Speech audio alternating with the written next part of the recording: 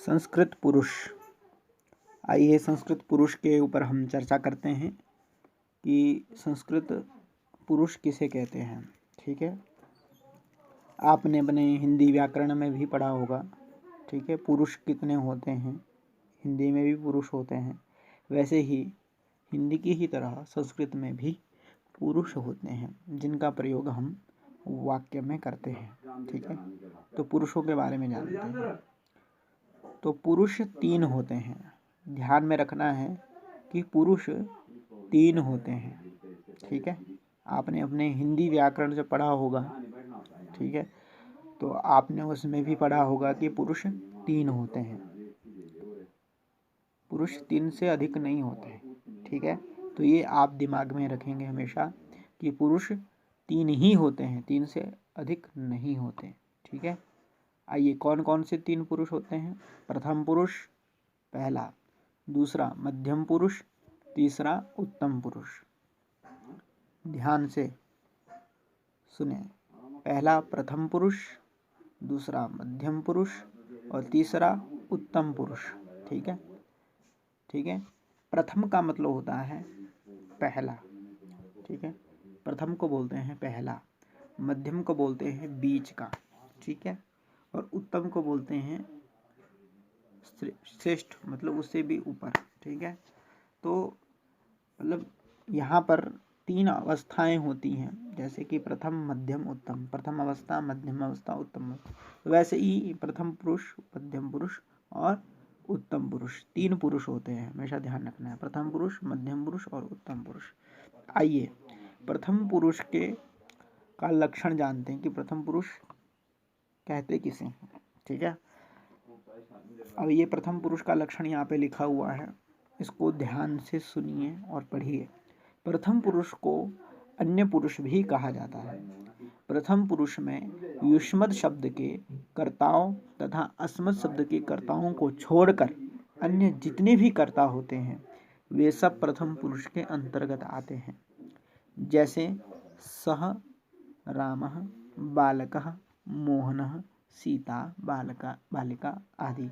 मैंने आप लोगों को 3 शब्द रूप अभी पीछे वाली वीडियो में बताए थे, युष्मद्, अस्मद् और तद शब्द। ठीक है, तो उसमें युष्मद् और अस्मद् जो शब्द मैंने बताए थे, उन युष्मद् और अस्मद् शब्द को छोड़कर, ठीक है, जितने भी कर्ता हैं, जैसे जितने भी कर्ता हैं उनको प्रथम पुरुष में प्रयुक्त किया जाता है। ठीक है, तो प्रथम यही ध्यान रखना है, युष्मद् और अस्मद् शब्द। ठीक है, युष्मद् शब्द जो आपको बताया गया था, त्वम, युवाम, यूयम।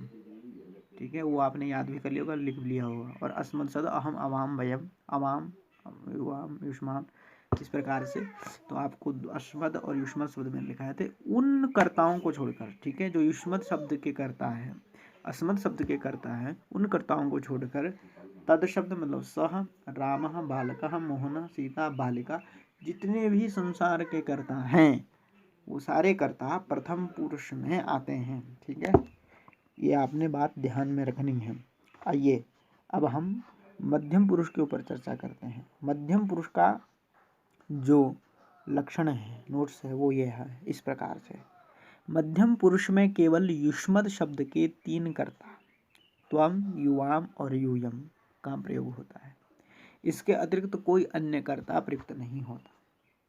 ठीक है, आपको युष्मद् शब्द पढ़ाया था।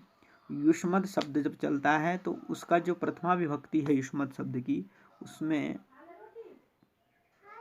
जो प्रयुक्त होता है, क्या, जो प्रथम विभक्ति के 3 वचन है, त्वम, युवाम और यूयम।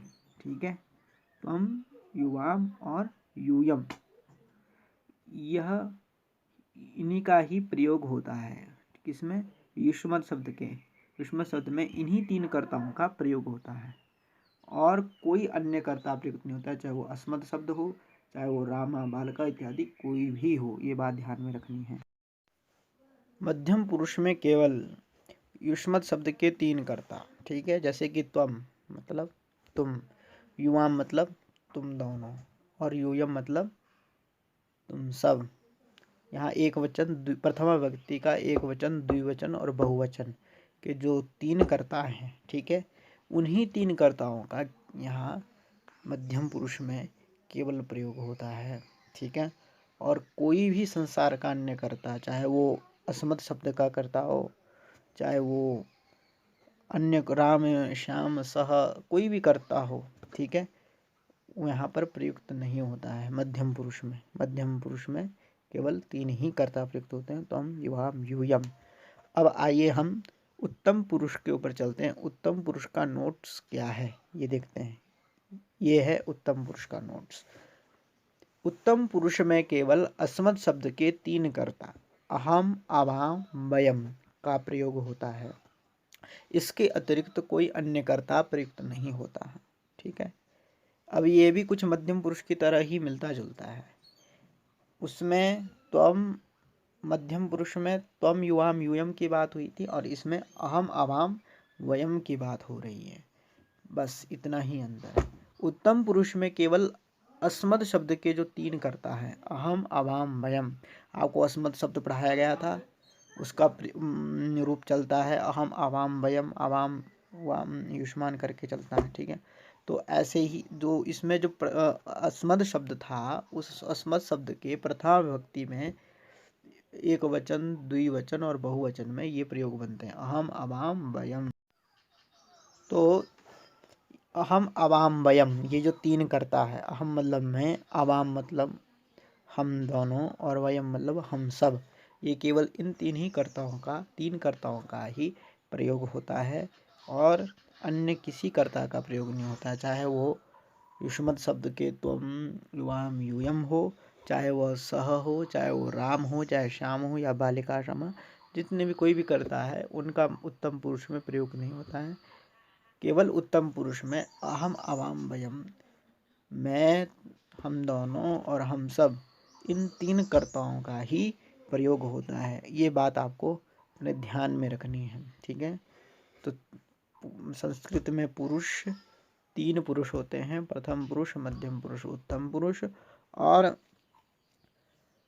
मैंने आपको तीनों पुरुषों के लक्षण नोट्स बता दिए कि तीनों पुरुष कौन कौन से होते हैं और तीनों पुरुषों के बारे में बता दिया। प्रथम पुरुष क्या है, मध्यम पुरुष क्या है, उत्तम पुरुष क्या है। तो इसको आप ध्यान से पढ़ें, ध्यान से इसको समझें और इसको याद भी करें, अपने दिमाग में इसको बैठा लें, ठीक है। तो इस वीडियो को हम यहीं रोकते हैं। धन्यवाद।